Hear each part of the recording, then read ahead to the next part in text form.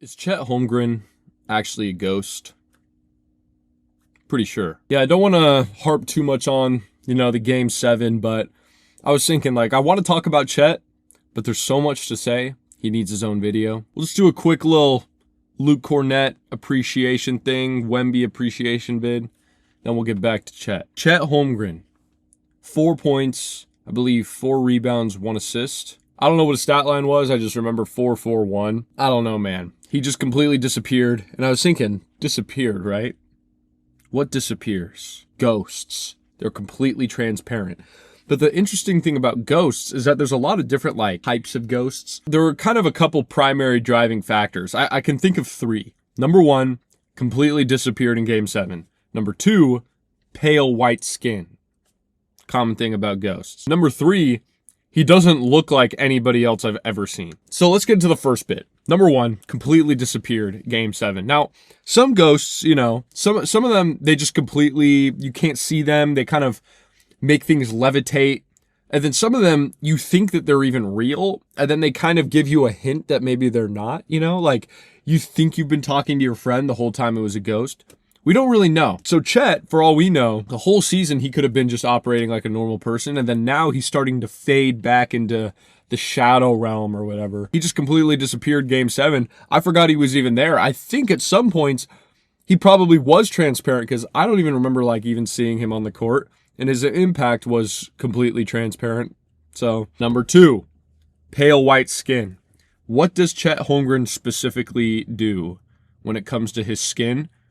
It feels like he overcompensates. He's like, I'm so white, I have to pretend to be black. He's one of those people, you know what I mean? I remember there being an interview where they were like, what do you eat for Thanksgiving? And the first thing he's like, you got the oxtails, the cornbread. And I'm like, bro, this is the most performative answer I've ever heard in my life. Start with mashed potatoes. Cornbread, I believe. Start with mashed potatoes. But it's probably he's compensating because he realizes his skin is too white to where people might start actually keying in on the fact that he might be a ghost. Third one, people have said he looks like Abraham Lincoln, and I was like, yeah, that kind of makes sense.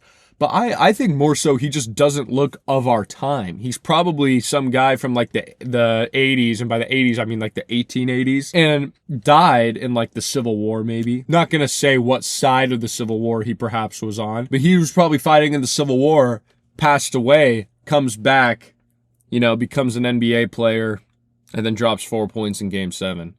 So, I don't know. I just don't think he's of our time. He's probably of some ancient other time. Side note, are you ever driving and then you see some old guy, or maybe there's 2 of them, and they're on a bike, right? There's the bike lane on the right, and there's quite a bit of space, right?